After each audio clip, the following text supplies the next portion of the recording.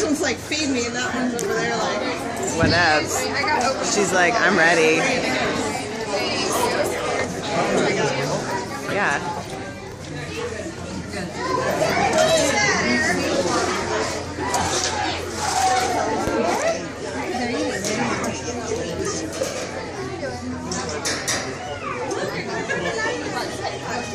Well, good morning, everyone. Like Rachel said, my name is Samantha. I'm joined up here. Madison's on the left, Heather is on the right. In front of Heather, we have our youngest lion, Kazi. Kazi is 9 years old. In front of Madison, we have Asali, who is her older half-sister at 10 years old. And then still hanging out in the back, having himself a nice little lay down. That would be our big male, Tomo. This is pretty typical Tomo behavior, and the fact that he's awake is actually pretty impressive right now. Usually Tomo is asleep.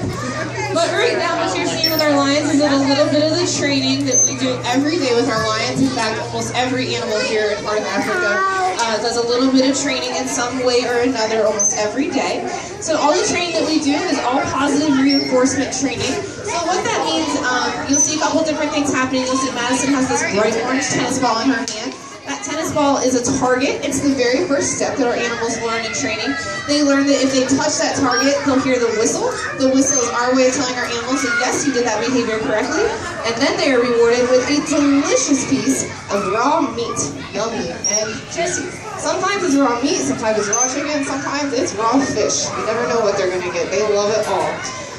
But the training that we do, being positive reinforcement, is all voluntary. So if they choose not to come up for the training, that's okay. They're never punished for it. Or if we maybe ask for a behavior and they give us something different, or they don't give us that behavior, again, they're never punished. Instead, we'll just wait a moment and move on. So the different behaviors you'll see, though, we'll see the girls will stand up, they'll lay down. Kazi just laid down for us. They might see, they might show us their paws. There's actually Asali showing us her paws right there. All these behaviors that we do are all things that we use for their husbandry or things that help monitor their health. So we're not asking them to do anything crazy. They're not standing on balls. They're not doing backflips. Everything is for their health and to help us monitor them. And actually things like asking them to do that lie-down behavior, we can turn that into an ultrasound behavior. Because hopefully both of our girls are breeding with Tomo back there, and we would love to see some cubs. If they were to get pregnant, though, we would monitor their pregnancy through the whole gestation. For lions, that's pretty short compared to humans. Of course, we're right around 9 months. Lions are a little over 3 months at 110 days, so it's pretty short. And then they have a litter size of usually about 1 to 4 cubs. Cubs are only 2 to 5 pounds when they're first born, though, so they're nice and little and adorable. And then, of course, they grow into the big, beautiful cat you see behind us here.